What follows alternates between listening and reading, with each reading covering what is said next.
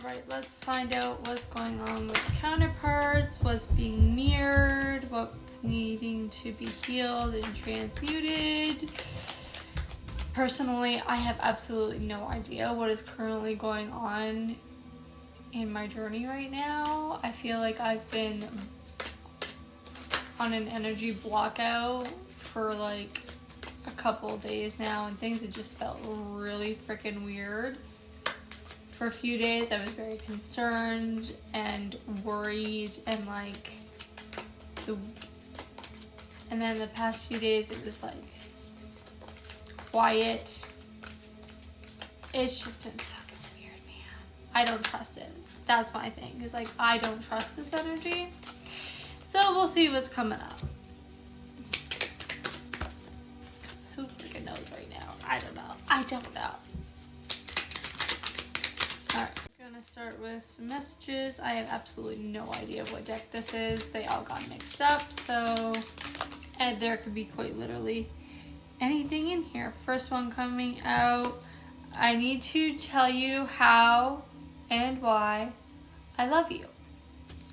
That's a good one to start with. You bring a fresh new perspective into my life. So it seems like there's this kind of reflective energy, and maybe that's why all of the energy feels like it's in this ebb lately, is that pause, that void, which is something I've been talking about a lot lately, is it gives us this space to reflect upon the whole picture of what's been happening, how we're showing up, how others are showing up, our role in things. And that's really important. It's a really important aspect in the healing journey, both personally and a counterparts, and just any kind of a relational sense, is understanding, how you've shown up in a situation, how others have contributed to the situation, where you've responded versus reacted, and vice versa. And it seems like in this reflective space, your person has had a new perspective on what you've been through together, and they want to bring that forward, including, how it is that they love you, why it is that they love you, in connection to this energy that you've brought into their life, and the perspectives that you are helping them come to understand about whatever is currently going on with them. The other card that popped out with that was, I fear your retribution. So there is this undertone of this fear that you're kind of gonna tell them off, but at the same time, it doesn't feel like, even though they're afraid of it and they're expecting it, it doesn't feel like it's a bad thing. It doesn't feel like something that, like, they're avoiding a conversation, or that they're trying to run away from this energy.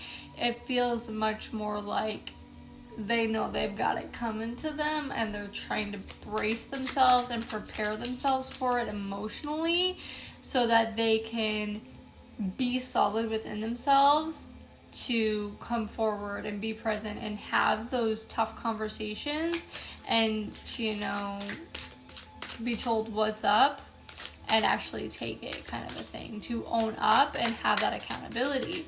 Which, again, if we're coming out of that reflective period, out of that void, that is beautiful energy to see, even with that retribution. And if you are the person, and take this, how it resonates, whatever side you feel you're on this, if you are the person that is in that retribution energy, and you have that fiery, like, passionate anger, lean into it, feel through it. It gets a bad rap, but truly that anger allows for you to transform pain and anger and resentment into personal power, into boundaries, into greater awareness of how you've shown up and what you've allowed. Like, it serves a purpose. You have to allow for this process and not run from it on either side, whether you're the one giving the retribution or receiving, because the mirrored energy there is not being afraid of having this really rough conversation that it feels like is coming. But at the same time, there's also this really fresh energy with it. It's kind of like all cards on the table kind of a thing. Do you feel this intensity too? So there's a weight to this. And I think it's not just like the love and the freshness and this obvious like new cycle that's beginning, but the intensity of just all of these things under the surface that have come bubbling up to the top that can no longer be ignored.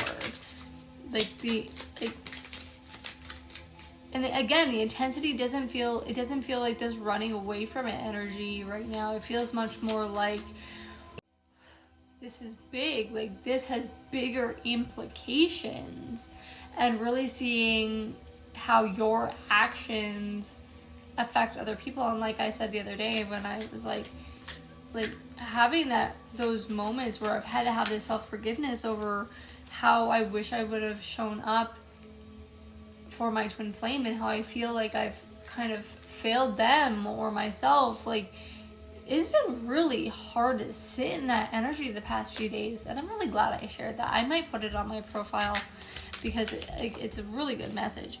But those feelings are hard to sit in, but you have to give yourself and others that grace and that forgiveness, and understand that you only know what you know in the moment. And this is all a learning and growth process to help you be better. And there's this really big overtone about accountability right now. I'll read for that in a second. Let's get a few more messages. We are always meant to be. Let me fix this. Let me fix us. So they feel like they're the ones more at fault in this, though I think you are both mirroring this a little bit, and you both know that you've had a hand in the situation being what it is, and you've kind of surrendered that to the fact that this is something you're meant to work on together. I'm the problem, I know that. Okay, so this is all about that accountability, like seeing, like, instead of projecting that the other person is the problem, like you're seeing the issues that you have with it. We'll get one more and then we'll jump back into tarot. One more. If anyone can make me change my ways, it's you. So it's not so much that you making them change or you're forcing them to change, is that you inspire and spark that desire to grow and change as a person in them, right? It's the way that you hold your boundaries and the way that you hold up to who you are that, you know, has them step up into not only who you think they can be and know them to be your, you know, hope them to be your, however it is that you see them, but the person that they know they can be, the person that they know in the depths of their heart and soul that they can show up as. You hold that space for them, and you really hold them to that standard to show up in that energy, and that's coming out clearly with this Queen of Swords. Like, Queen of Swords energy is all about, like, having very clear, strong boundaries. Like, this is what it is. You will not approach me unless you're coming correct. And that, honestly, is hard, but beautiful energy, which is, again, what I shared the other day. It is going in my main profile. I will do that as soon as I get off. Like, yeah, that seems very pivotal in my journey. It's hard energy to sit in, to hold your boundaries and be like, no, you can't come at me with that energy. I'm not going to accept that. And having that strong boundary is not only, you know, helping them grow to be able to honor that boundary because of their love for you, but also helps them to mirror that energy in their life with others. And truthfully, like that energy, once you start embodying it, is really hard because it causes a level of chaos in your life because other people are like, I can't push them around anymore, so what do I do? So it causes all this chaos, and usually other people in your life who have controlled or manipulated you or, you know, have gotten used to you being kind of a pushover, like it sends them into this frantic tizzy, and, you know, they start grasping at power and control and will cause chaos and problems to, you know, distract, essentially. So that energy is obviously contributing to probably some of that pullback energy, because it's like having to learn to hold those boundaries in the storm, right?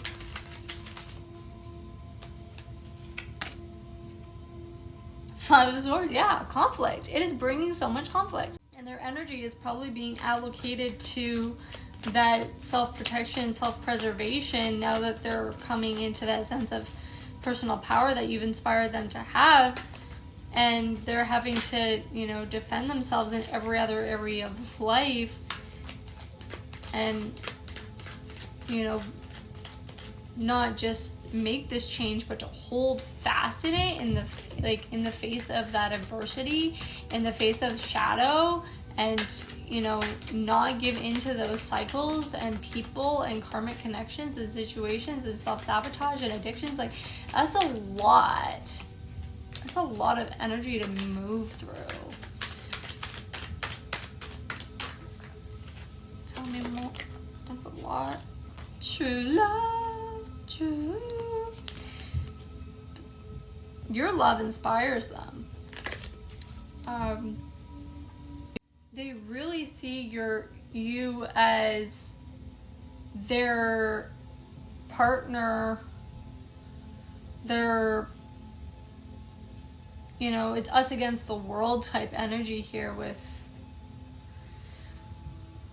Ursula there.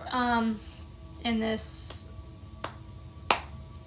all this external energy of past, of shadow, karmic connections, codependencies, addictions, like whatever it may be, like all of those things, it's like being against the odds. It's like against the odds we're meant to be. We're meant to work on this together. Like we can do this together is the energy that they're coming out with. It's like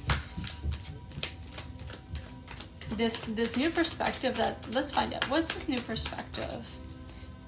Tell me more about this fresh new perspective.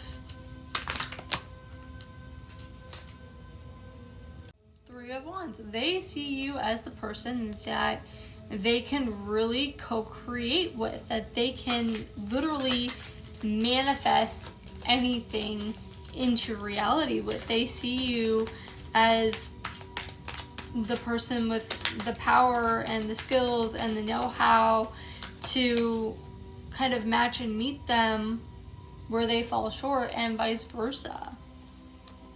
Yeah, that's coming out to be confirmed with the Empress. They see you as somebody with this very powerfully creative energy that knows how to get what they want, but from a much more balanced energy than anything that they know. They're used to this energy, right, of people trying to manipulate and control and underhandedly get what they want from them, versus you, who has this very let's work on this together energy. Like it's fleeting, like Ruth and Naomi, the like, where you go I will go, where you lay down I will lay down. Like, you are in this together. They see that you are steady, you're steadfast, you're here, you're invested in this, even amidst all of the adversity, even amidst the intensity and this retribution type energy, and kind of feeling like they're getting their karma here, and the problems that they've created. They see that even like your boundaries are you still investing in this space, right? That the boundary is, hey, if you can meet me here, we can keep investing in this. Wheel of Fortune. That's intense energy. Wheel of Fortune. It's this, again, it's this same kind of energy, because if you look in the back, it's Maleficent, right? It's this, we can spin straw into gold and make something beautiful out of all of the darkness and the chaos and everything that try to, that's made us who we are, that isn't who we really are. And,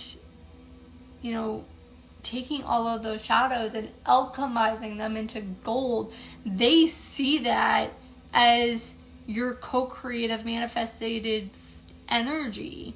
Like, even if you look at this together, the straw for the hair is like gold, right? Like the straw. So it's this beautiful energy of just alchemy between masculine and feminine elements and shadow and light. Like, this is getting good. Let's get more on the problem. I know that. Tell me more about this energy. I'm the problem and let me fix this. Tell me more about this energy. The Devil and King of Cups. So, a level of emotional unavailability due to shadow self, addiction, self-sabotaging, just other priorities. They know that their investment was into all of the things that were feeding their ego and their self-sabotaging in these very, very toxic cycles. Like, whoo! Glad I used this deck. Like, it was a very immature, selfish energy, and they're owning up to that. They're seeing that was what caused the downfall. Tell me more about, if anyone can make me change, tell me about this change that this person is making.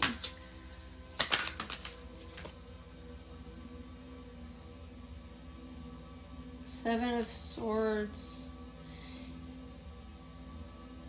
So, amidst like chaos and confusion and choice and challenges that have been presented, it's like they couldn't deny the truth anymore. The truth was so apparent, even amidst all of the self-sabotaging, even amidst trying to probably run away and hide from their emotions and numb, suppress, whatever that looks like the truth still shined through. Like, the perfect fit was there all along. And that's definitely being confirmed with, like, we're always meant to be, and the Lover's card there. Let's see. What positive change is coming for this connection? That's way too much. Single card, please. What change is coming for this connection?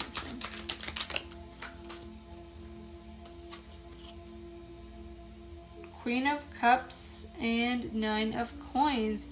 So there is this emotional renewal where you're both standing in your power and you're both manifesting your abundance, your happiness, your grounded reality from a more centered heart space, and this really fighting for what you want. That I choose me first energy, and I'm building my reality, and this mirrored energy, as well as like the accountability on both sides, it is what's creating this positive shift. What don't...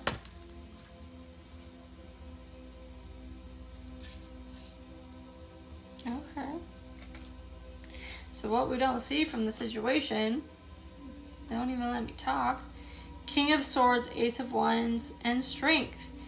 A clear-cut decision and a passionate, fiery new beginning from a place of renewed strength and awareness about who you are, what you want, what your journey has been, like what you want what you want yourself from having learned all of these lessons, both within your life and your journey, within your connection. It's just that whole larger perspective of, you know, what your life has been, how it had to unfold the way that it did so that you could step into your power, into your inner strength, and have that confidence in who you are and really choose yourself and create the life that you want for yourself. So I absolutely love that for you, and whatever it is that you are manifesting and desiring to co-create, it looks like you're in a beautiful space of really owning your own shit, which is always beautiful to see, and knowing, you know, what is within your power and control to change, which is yourself, right? And taking that very clear action forward to manifest the reality that you want, saying that you are the co-creator in your own life. So I absolutely love all of that for you, and for however that's showing up for me as well. Very much passionately moving forward in my life towards the things that I desire. And always relying on divine timing and having patience for life unfolding the way that it's meant to each and every step of the way. All right. If you would like a personal reading, you know where to find me. And that's all she wrote.